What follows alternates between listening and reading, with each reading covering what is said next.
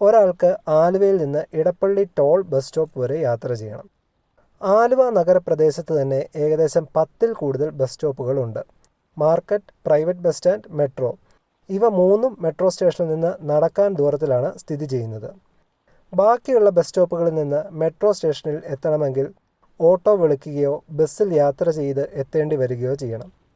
ഇനി ഒരാൾ മെട്രോയിൽ തന്നെ പോകാൻ തീരുമാനിച്ചു എന്നിരിക്കട്ടെ. അദ്ദേഹം നിൽക്കുന്നത് പമ്പ് ജംഗ്ഷൻ ബസ് സ്റ്റോപ്പിൽ. ആദ്യം ഒരു ഓട്ടോ വിളിച്ച് മെട്രോ സ്റ്റേഷനിലെത്തുക. ഓട്ടോ കൂലി 30 രൂപ. അടുത്തതായി മെട്രോ സ്റ്റേഷനിലേക്ക് ലിഫ്റ്റോ സ്റ്റെയറോ എസ്കലേറ്ററോ ഉപയോഗിച്ച് കയറുക. പിന്നെ കാർഡില്ലെങ്കിൽ ടിക്കറ്റ് എടുക്കാൻ ക്യൂ നിൽക്കുക. 40 രൂപ മുടക്കി ടിക്കറ്റ് എടുത്തതിന് ശേഷം ബാഗ് എക്സ്റേ മെഷീൻ്റെ ഉള്ളിൽ വെക്കുക. തിരിച്ചെടുക്കുക. ടിക്കറ്റ് AFC ഗേറ്റിൽ കാണിച്ച് ഗേറ്റ് കടന്ന് വീണ്ടും ലിഫ്റ്റോ സ്റ്റെയറോ എസ്കലേറ്ററോ ഉപയോഗിച്ച് പ്ലാറ്റ്ഫോമിൽ എത്തുക. അതിനുശേഷം ട്രെയിൻ വരാനായി കാത്തു നിൽക്കുക. പ്ലാറ്റ്ഫോമിൽ 1 മിനിറ്റ് മുതൽ 10 മിനിറ്റ് വരെ കാത്തു നിൽക്കേണ്ടി വന്നേക്കാം. അതിനുശേഷം ട്രെയിനിൽ കയറുക. യാത്ര ചെയ്യുക.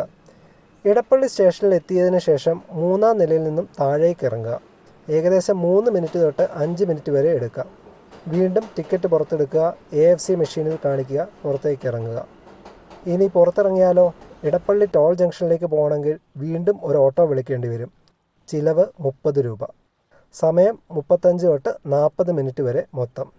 ഇനി ഇദ്ദേഹം ബസ്സിൽ യാത്ര ചെയ്തിരുന്നെങ്കിലോ? പമ്പ് കവലയിൽ നിന്ന് ഒരു ബസ് കയറുക. ഇടപ്പള്ളി ടോൾ സ്റ്റോപ്പിൽ ഇറങ്ങുക. കയറുന്ന ബസ് അനുസരിച്ച് ചിലവ് ഏകദേശം 20 തൊട്ട് 35 രൂപ വരെ ആയേക്കാം. ചുരുക്കി പറഞ്ഞാൽ മെട്രോ റെയിലിൽ യാത്ര ചെയ്താൽ സമയവും പണവും നഷ്ടം. സ്റ്റെയറും ലിഫ്റ്റും കയറി ഇറങ്ങാനും ടിക്കറ്റ് എടുക്കാനുള്ള ക്യൂവും കൂടി പരിഗണിക്കുകയാണെങ്കിൽ അതിൻ്റെ ബുദ്ധിമുട്ട് വേറെയും. പ്രായമായ പലരും മെട്രോയിൽ കയറാൻ മടിക്കുന്നതിൻ്റെ കാരണം ഇതാണ്. മെട്രോ യാത്ര ഒരു വലിയ ചടങ്ങായിട്ടാണ് അവർ കണക്കാക്കുന്നത്. ബസ്സുമായി തട്ടിച്ചു നോക്കിയാൽ മെട്രോ യാത്രയ്ക്ക് 2 വ്യത്യാസമുണ്ട്.